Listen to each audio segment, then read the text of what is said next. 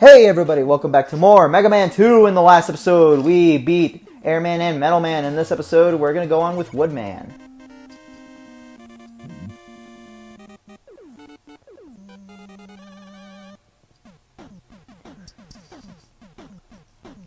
Alright, so this stage really isn't that bad. There's going to start off with these bomb bats here. And then these rabbit guys. The bomb bats only take a couple shots before they go down. You could pretty much just run under them. They'll never catch you if you just keep running away. And as for the bunnies, just shoot them a bunch. They'll start shooting these little carrot things at you, so you want to avoid them. These bomb bat things won't take any damage when they're on the ceiling like that and not like have open eyes, so you want to be careful with that. Now there's these robotic dogs that will shoot flames at you. What you want to do is just get into their line of fire and then just jump as high as you can to avoid the longest strand of fire there. There's going to be 3 of them. The first one is really easy. The second one is a little bit more difficult, and this one is you really have to move a little bit with your jump just because there's a lower ceiling here, so it's going to make it a little bit harder for you to actually avoid the fire, especially if he shoots that really long strand. I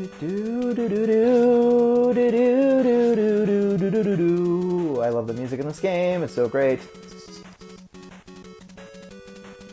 Alright, here's the checkpoint for the Woodman stage. And now these monkeys are gonna be under here, and then they're gonna jump up to attack you. But if you want to kill them before they do, just grab the Metal Blade. Now, the Metal Blade, I said it was the most overpowered weapon in this game on the last episode, and I was not kidding when I said that, because not only is there tons of weapon energy disposed at your disposal. I mean, look at that. I could shoot like 30 times, and it's not even...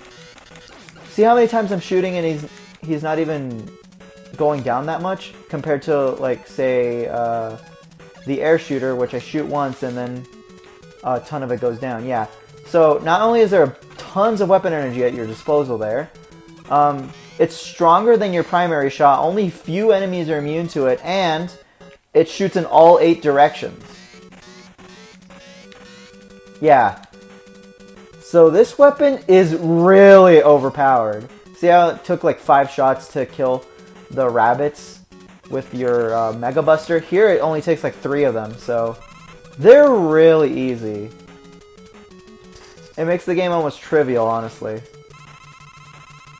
And since this game drops a lot of weapon energy, you really don't have to worry all too much about using it.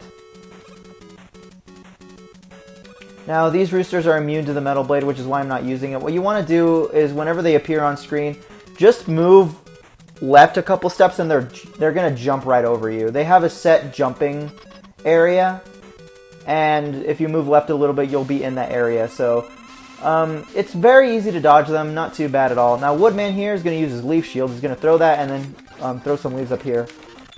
Messed it up there, but what you want to do is jump over the leaf shield, get in between these leaves, and just dodge. I didn't do a very good job of it, but you could see there he's pretty easy. He doesn't do a lot of damage. I mean, they're freaking leaves. Get equipped with Leaf Shield.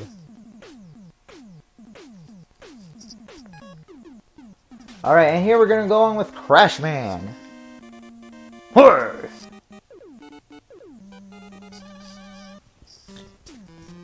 Now, Crashman is going to be a little bit more designed like Super Mario Bros. 2 USA. This is going to be a more vertically based level here. And same mechanics as the first game still applies. Robot Masters have a certain weapon. Other Robot Masters are weak to that certain weapon. So what you want to do is get into an order where there's a Robot Master that's weak to this weapon, then go to that Robot Master stage, and then keep on going until you beat the game, pretty much. In this case, though, Woodman's weapon is strong against Airman, so I don't really have a problem with using the Leaf Shield here. Especially because these areas are really easy if you just abuse the Leaf Shield.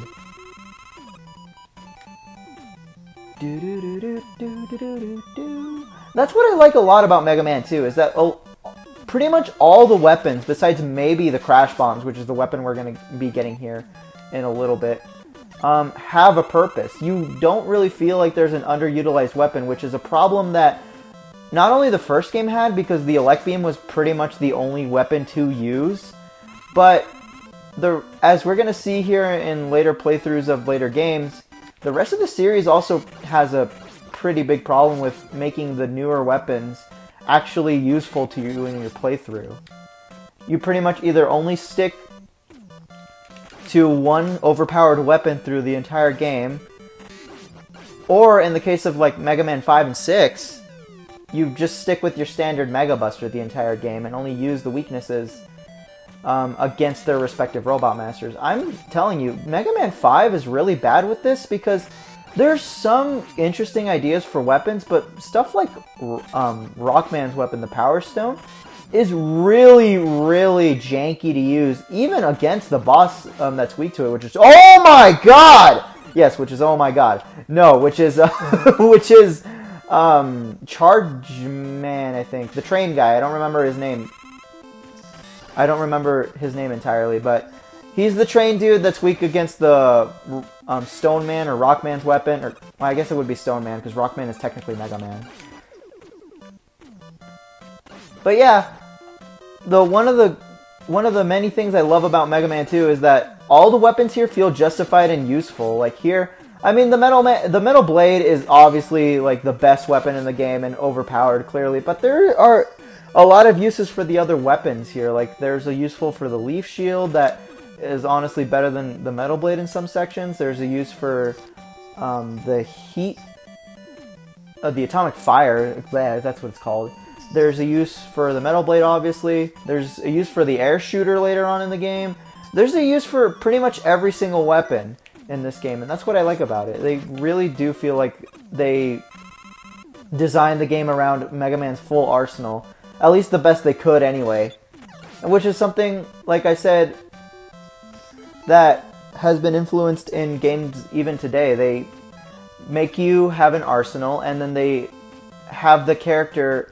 They design the game around that said character's full arsenal of like abilities or weapons or whatever. Depends on the game you're playing. But I feel like Mega Man really made that whole thing mainstream, and I love it for that. Which is why I feel like this game should get more credit than it... Well, I mean, I guess this game already does get a lot of credit, but like... I feel like the series should get a lot more credit than it does these days, just because... I mean, like I said at the beginning of the Mega Man 1 playthrough, the reason I started this whole thing is because I feel like Mega Man isn't really talked about that much anymore. What, with Mega Man 11 coming out back in 2017, 2018? It would have been a long time before new classic Mega Man came out. Hell, before any like Mega Man game in period had come out.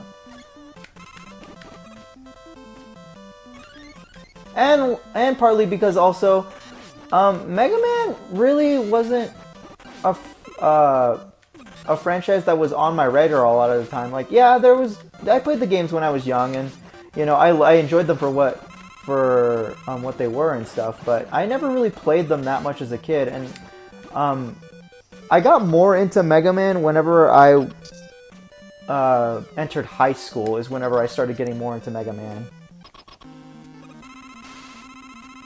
And that was the year that Mega Man 11 came out, and ever since then, I've really liked the games that the Blue Bombers traverse through, and I feel like it's not really talked about as much anymore, so I kind of wanted to just share my experiences with the world, I guess, and hopefully, I don't know, a new Mega Man series game is right around the corner.